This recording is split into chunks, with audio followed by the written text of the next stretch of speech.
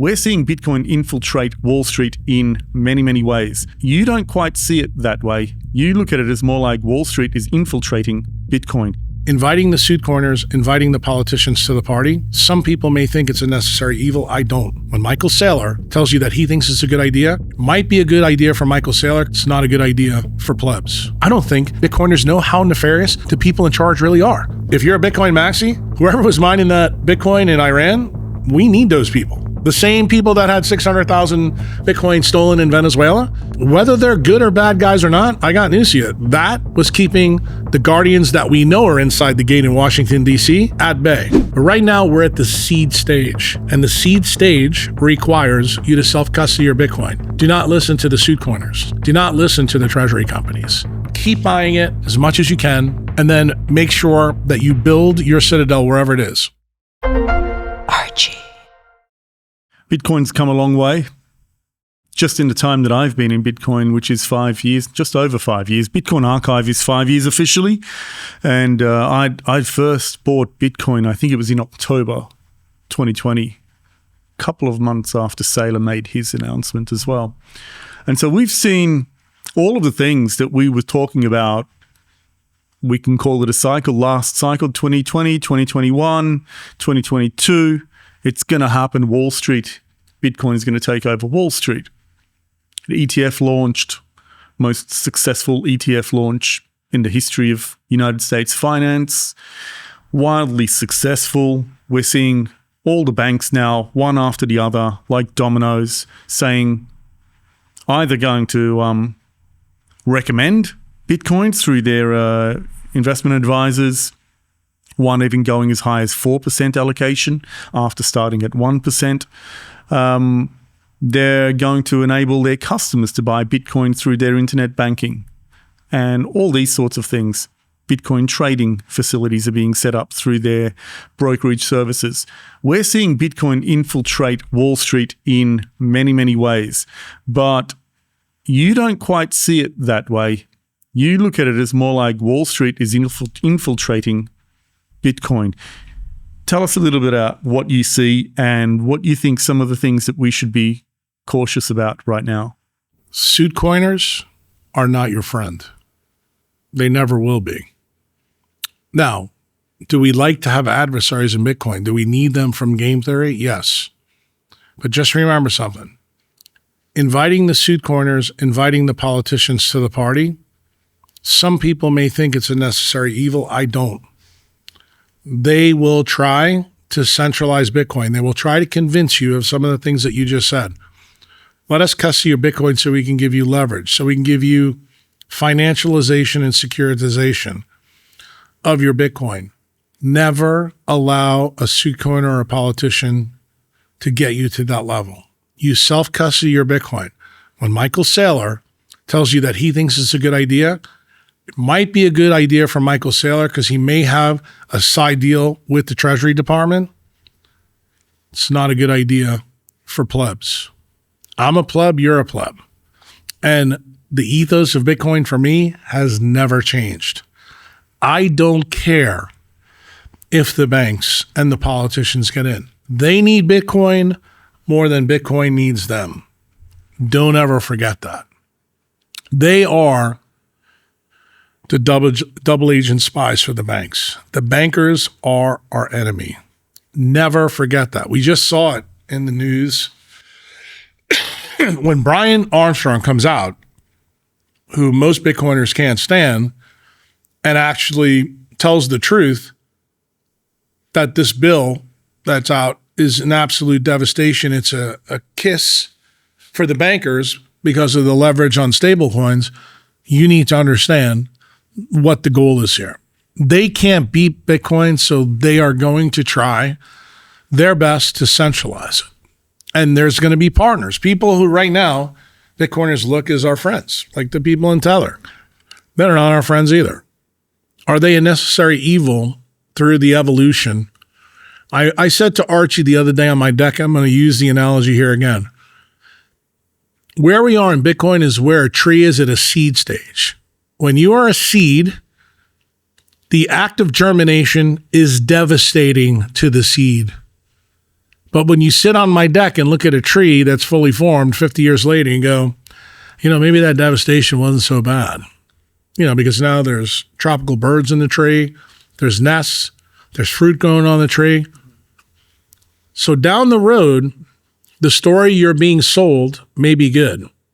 But right now we're at the seed stage. And the seed stage requires you to self-custody your Bitcoin.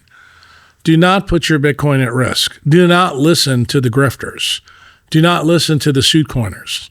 Do not listen to the treasury companies. Listen to what's in that white paper. Listen to the ethos that's in Bitcoiners. Okay, that's all you have to do.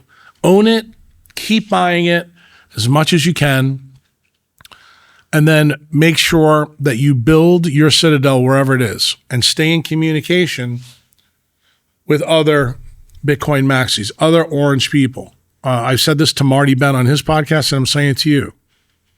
All of us are citizens of a Bitcoin country when we own sats. So I feel that you and I are connected, just like Marty and I are connected, or Larry Lepard and I are connected, or me and Max are connected. We have a duty to the plebs, those are the people that are in our country, to watch out for them. I have this saying about the circle of 6. You have 6 friends that are tight with you. Those other 12 eyes protect your back. That's what I'm saying to you right now. When you have this podcast and we talk about it, and I know, when you and I had the first podcast, you heard I was pretty spicy about those people back then. I said, I don't trust them at all. And we went back and forth about it. Now here we are 8 months later, and it turned out a lot of the things I warned you about turned out to be true. So what am I saying to you? I don't want to pat on the back. What I want is I want Archie's eyes open. So when you're talking to a suit coiner, when you're talking to the shit coiners, when you're talking to the propagandists, the guys that have the Luna tattoos on their arm, make sure you remember who you're talking to. I think some things are easier to forget than than that. And I don't think anyone's going to let poor old Micah forget about that one. Look, if you're stupid enough to put a Ponzi scheme as a tattoo on your arm, you are capable of atrocities. And I think that's the message I'm trying to give you, that I know that people can redeem themselves. I worry about all the Bitcoiners out there that did the right thing but took a jab, and now their lives can end, and now they're going to get a GBM or this and that, and then I got to worry about their kids. Like some of the stuff that we talked about at the beginning of this podcast, I feel passionate about that because that's going to put time back in those kids' bank account. Okay. Yeah. They need to learn, and Archie, you have to teach them. Just like the rest of the podcast, actively have to teach them what the downsides of the suit coiners are, what it really means to be a Bitcoin maxi, why self-custody is important through history. We've seen it in the fiat side. They go into Beverly Hills to do an FBI case and they wind up taking everybody's shit. Well, that's kind of how the government works. They own violence. Look at the samurai guys. Everybody was just on Twitter the other day. Oh, great. They took his money, but they didn't sell it like they said. They just stole the guy's money and put him in jail. We should be madder than hell about that. We shouldn't be going, oh, I'm glad they put it on the treasury. I actually saw some Bitcoiners say that on Twitter. Those people aren't our friends. They're morons. I find the lack of reaction in response to the samurai case by the Bitcoin community, the muted reaction. Now, people might say, you've got a big account, why don't you lead the charge? I don't regard myself as an opinion leader or a leader in the community at all in any way, right? There are some things that I find I try to represent what the community feels most strongly about. I lend support to that thing, but I don't consider myself an opinion leader. I don't consider myself a leader in the community. What I do is I think I lend support to a lot of the things that the community actually cares about. So even with this podcast, it's having people like you and having the privilege of listening to you give us, your mind on various topics. It's more like a platform to air different points of view as well. But why do you think that Bitcoiners were just so I don't know, indifferent seemingly. Apathetic is the word you're looking for. Apathetic, they certainly were. Is it because, well, they were a bunch of shitheads previously in various, Twitter disputes or whatnot? Are people really that petty that when it comes to principles of freedom, that they're willing to let people go to jail and not defend them because of various personal disputes on Twitter? I mean, it just seems to me like... I think it's not even just the samurai guy. Think about what happened with Roger Ver, Bitcoin Jesus. I mean, I don't like Roger Ver, but I think what they did to him was not right. And I look at it like this. The reason I think the apathy is they're all afraid that it could be them. Like I've said this, Archie, on other podcasts. I'm going to say it to you. You don't realize you and I doing this podcast together in this place. Mm-hmm. We have targets on our back. They're watching us. Someday down the road, you're going to be Michael Saylor. I'm going to be Michael Saylor. I'm going to be Jack Mullis. I'm going to be Jack Dorsey. We are going to be really toxic for the paradigm. And the problem is I think some Bitcoiners are starting to wake up to that reality. I know when I said it to Marty Bent, he's had a lot of discussion with Matt Odell where it's definitely coming. We've been playing minor league ball for 15 years. We're now getting ready to go in the major leagues. So when we see one of our teammates go down, the thought crosses our mind, are we dealing with our own mortality here? And I personally think that's where the apathy comes from. Like if I keep my mouth shut and I don't do podcasts or don't say what I want to say, maybe they won't come after me like they came after Kawani or why they came after Roger. I still look at it like this. As a community, if we're serious about what we want Bitcoin to become, even if you dislike the person and don't like the way they carried out business, you still have a duty. It's part of the plan. Remember, we don't scale without those people. Even if the discussions they have are distasteful, I believe in what the founding fathers put in our documents that everybody should be able to say whatever they want. That includes even if it's crazy shit coming out of Bitcoiners' mouths. Sometimes order comes from chaos. I know it always happens in biology, but I have a funny feeling it's also going to happen in Bitcoin. And that's the reason why I was pretty adamant to support Roger, even though I don't like Roger. I've told you about one of your countrymen and your competitors, McCormick. I don't like him either because I think he made a bad decision to take the jab. I like the stuff that he feels about Bitcoin, but he, as a guy that's got a big podcast, he's resonating a message that I don't jive with. Why? Because I believe that time is more valuable than Bitcoin. He valued Bitcoin more than time. I don't want that message to get out to the millions of Bitcoin babies that are coming that are going to listen to your podcast in the next 20, 30 years. And I want you to understand why I'm saying it. I want people not to think I'm being a dick about saying this. I want you to understand there's some logic to what I'm saying. You still may not like it. It's the same way when Bitcoiners come out and say, I'm struggling with my fertility. Instead of throwing them under the bus, I want to help them. Because guess what? Those are the people that we need to have more babies. We don't need, the pedophiles that Pam Bondi is backing up through the Epstein list to have babies. We definitely don't want that. So why would, I talk shit about, a couple of Bitcoiners that are out there struggling with, their fertility? No, those are the people that we should act to help. If we can do something to help them, ultimately that's good for us. It's kind of the discussion that we had under that tree that we talked about the other day at my house. Some dude planted that tree 50, 60 years ago so you and I could sit under it. We never said thank you to him at all. He dealt with that struggle. He never got the benefit of it. And I think in a weird kind of way, some of the things that you and I are talking about right now are the same kinds of things. There's going to be ears that listen to this that aren't even born yet. Think about how powerful that is. There may be something that we said today that really resonates with somebody in Turkey or Australia or the UK, and they say, that was pretty provocative. It got me thinking. And you never know. You may meet them at a meeting and they may come up to you and say, hey, when you talked to Archie that time, what you said about this, that, or the other. Dude, that's what makes the clock tick. Yeah. When you can help your fellow man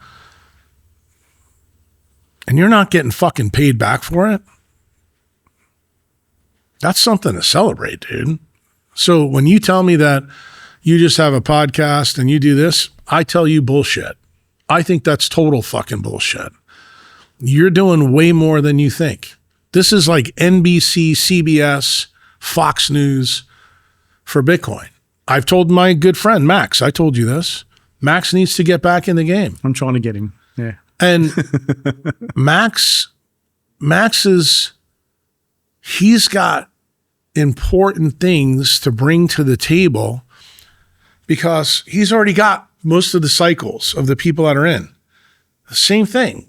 He was on Wall Street. He knows the bullshit that these people are capable of. He knows the banking ethos. I would tell you to this day, I don't think Bitcoiners know how nefarious the people in charge really are. They're trying to taper the Ponzi scheme by killing us now. That's actually on the table for them. I mean, when you have Brian Armstrong coming out and reading that 248-page report and put a tweet out saying the bankers are writing the regulations that they want. And dude, he's on their team.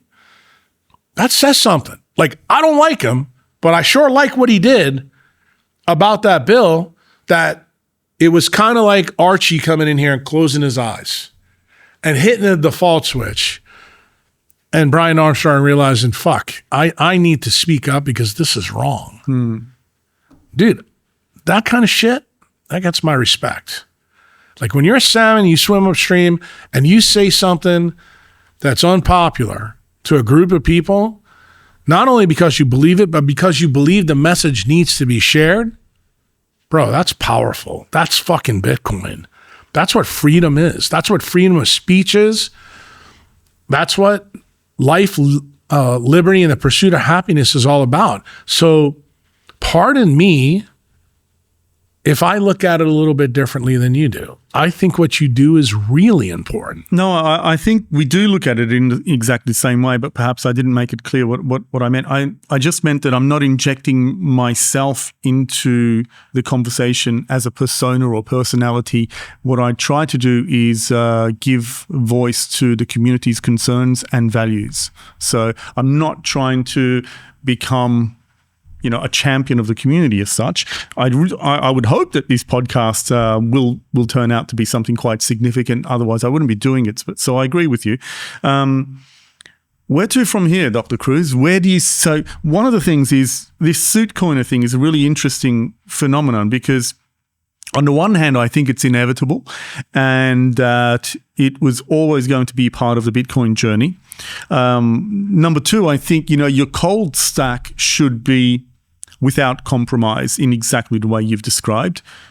Self-storage, self-custody, I should say, cold storage, no compromise.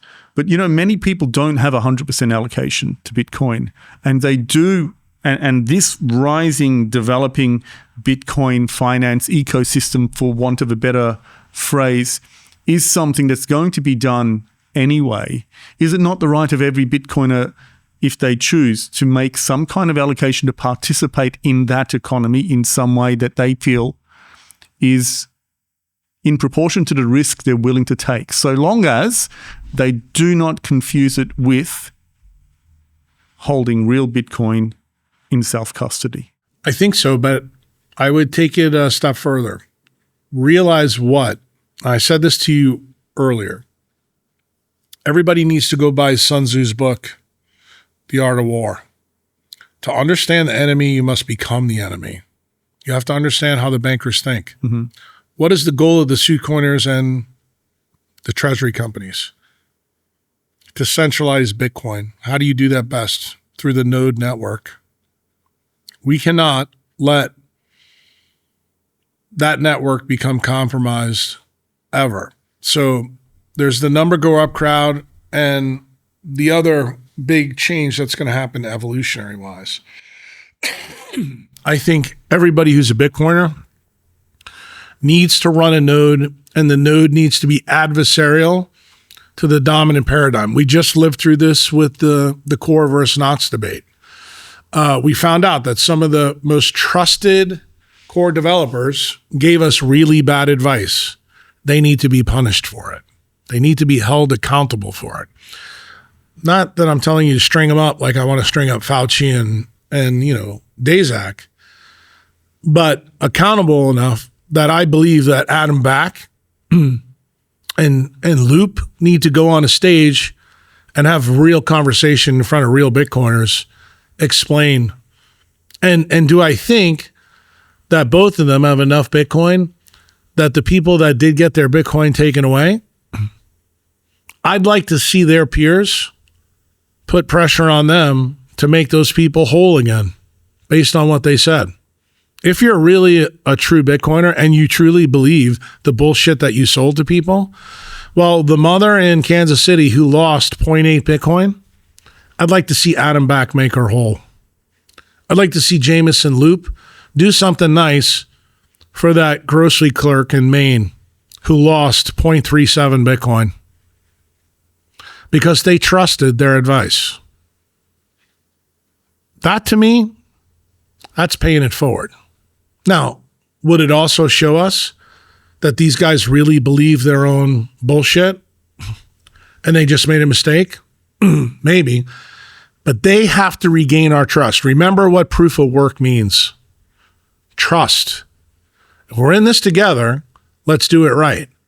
And I know on the other side of the equation, are there issues with knots? Yeah, I know there are. That's not the point here. The point is this battle through the nodes and through core and through knots got really, really nasty. The nastiness isn't what I'm upset about. People really lost their money over this. That's not cool. And you have a duty if you're a core developer, you have a duty if you're just a developer to tell people the truth and let them know that this is what I believe right now, but things can come down the pike. Why? The bankers on the other side, I can tell you that they are going to do everything in their power to try to centralize nodes. And they're going to try to do it in the United States because that's their best hope. Well, I think we've already seen that starting with the hash rate is essentially centralized in the United States. Right. But you also have to realize that when there's guys out there that point out some of the things like I pointed out to you on my deck, that when you hear the story through Fox News that Israel's going to drop a bomb, in Iran to go after nuclear stuff, that happens. And then magically the hash rate drops 11% the day the bomb is dropped. Maybe you found out the real reason they dropped the bomb is because they knew a regime they don't like was mining Bitcoin with oil that they had in the ground. Well, here's the funny thing about that. Is Israel really our friend? Is the United States government our friend who both supported that? Well, remember, we need adversaries in mining. Like, I'm going to tell you, if you're a Bitcoin maxi, whoever was mining that Bitcoin in Iran, we need those people. The same people that had 600,000 Bitcoin stolen in Venezuela, they were using their oil. Whether they're good or bad guys or not, I got news to you. That was keeping the guardians that we know are inside the gate in Washington, D.C. at bay. So my point is you need to have a little bit more of a global view. It's not just really about numbers go up. We need to think about what Satoshi really built here. And the wrench attack that I worry about is it's not going to be the things that we normally talk about. I think it's going to come through try to control rails through the network. That's really what I see the game of the suit coiners and also the treasury companies. I have a huge problem with that. And do I think that we need to break that monopoly up, before it gets too late? We already should have learned that lesson with Standard Oil, JP Morgan, and Andrew Carnegie. And I don't think we did. Why? Because it metastasized back then into Big Pharma. Big Pharma now is the result of the trust blow up. That is now being used against us. And what I'm asking Bitcoiners to really understand is what's going on in the nodes, what's going on in politics right now in Bitcoin. This is going to have long-lasting effects to my kids, your kids, and their kids that are coming. And I think that's why podcasts like this will be important, because much like you see people today posting on Twitter pictures of the Warburg brothers and JP Morgan meeting at Jekyll Island, we have pictures that verify that. 100 years from now, people are going to want to know about what happened in 2025 and 2026. Not filtered through some AI bullshit bubble that the government's going to support. That's why this stuff's important. This is the kind of stuff that goes in the Library of Alexandria for Bitcoin and said, well, this is what was going on, and that's why it was important. And I think when people see it from that lever, we've got to tear our idols down in Bitcoin. I don't like what I saw happen in 2025. And I know if I was running a Bitcoin meeting, I don't think I would invite many idols. And if I did, I would tell the idols, you're up, and it's going to be a real debate. You're going to have to own what you said and what you did and why you said it and what you did. One of the things that Bitcoiners used to be really good at, they would eat their own when their own needed to be eaten. It's really funny. The suit corners and the treasury guys haven't faced that. But I can tell you, those treasury guys lost people a lot of money in this last cycle. That's not hyperbole. Well, there's one particularly notable example that's down, is it 99%? Correct. So, And without really executing any kind of playbook. correct. So I think those are the kind of things. How do you recover from something like that? Well, I mean, I think it's the same way the lady I told you from Maine's got to recover. How's she going to get back our 0.8 Bitcoin?